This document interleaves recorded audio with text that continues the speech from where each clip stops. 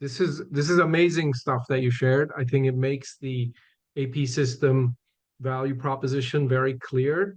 But seeing that Yes, production graph and what and the advantages that you mentioned sure. about the system essentially turning on earlier in the day and shutting down later in the day, that also creates some Yeah, let value me as pull that well. up.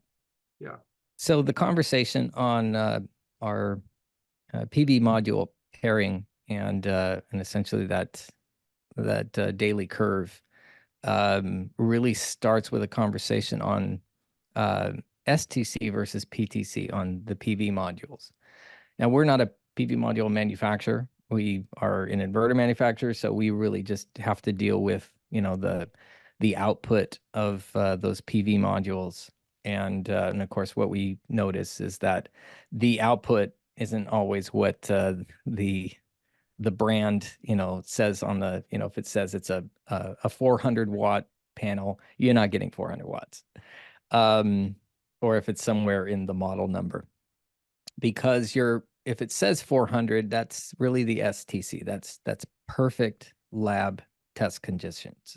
Test Yeah. conditions, perfect irradiance, perfect pitch, perfect temperature, all of that, and it's also not over the life of the product. So a couple of things you need to know is you may have an STC of 400, but the PTC on the product, you can actually go on the CEC website, and there's you can actually just do a Google search because that's a long URL.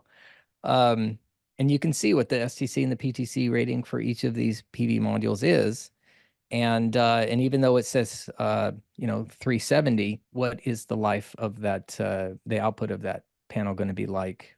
If it's warranted for 25 years, what's it going to be like on that 24th year?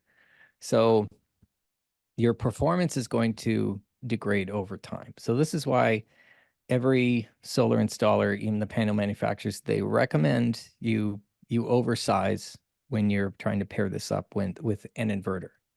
So if you have a 400 watt inverter, you don't want to put a 400 watt panel on it. So again, the oversizing, you need to account for degradation in your PV module over time. You also want to harness the energy that's available in the shoulders of this curve. Now, what do we mean by that? So let's say you have an inverter output like our DS3S. Each channel outputs 320 watts AC. So when you're looking at the input, if you were to put a 300 watt PV module on that is going to be performing below 320 watts. What you're missing out on there, it's a pretty lackluster performance out of this, especially when you compare that to, let's take that same 300 watt PV module, let's overlay over the top of it a 400 watt PV module. Yeah. Paired with that same inverter at 320 watts output. So your input is this new 400 watt PV module. And a lot of critics of this would say, yeah, see there, that's where you clip and you're losing all of that energy. Right. But what we like to point out is look what you're gaining in the shoulders of the curve. Yeah. So I guarantee you that the production that's gained here is dwarfs, what you're losing here in the clipping. Yeah. So that's why that oversizing is important.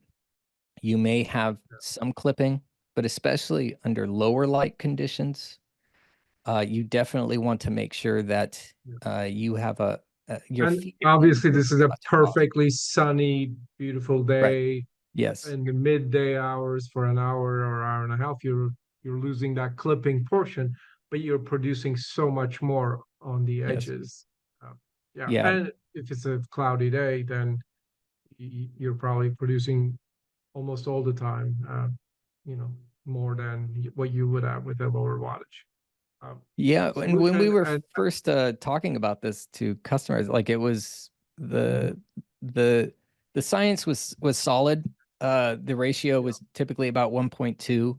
and then it went to 1.3, and now there's even proven cases where sorry, 1.2, then 1.25, and now 1.3. There's some cases at which going even higher than that could be helpful. You're picking up even more. You really want to feed those inverters as much as possible, because overfeeding them, it's not going to hurt the inverter. You're not, we're not worried about putting a 500 watt PV module on a 320 watt inverter. You're not going to harm the thing. You are going to have, be feeding it as much energy as possible. You're going to have more clipping, but you're also going to be picking up a lot more energy on the shoulders. And so essentially, this is just another one of those advantages of AP systems against Enphase, just because of the fact that your solutions tend to be higher wattage, um, even though the inverter output might be the same throughout the day, you're producing at a higher wattage because you are coupling it with higher wattage panels, and two panels at a time as well, I guess. Would that be correct to summarize it as such? I would say our advantage is in being able to do more with less. As I showed you earlier, you do two strings with us, you do two strings with them, but with their solution, you might run out of roof space. So you could Right. potentially add even more PV modules with APsystems if you have more room.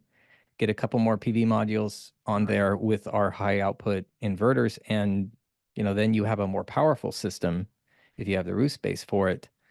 So that's a huge advantage with APsystems, doing more with less.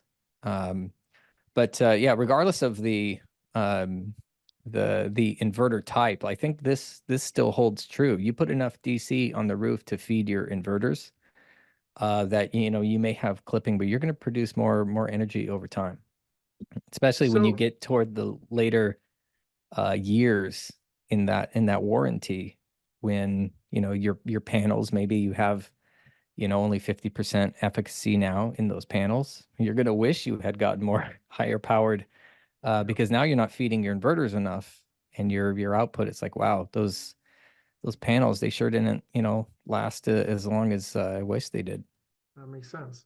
Thank you for sharing this.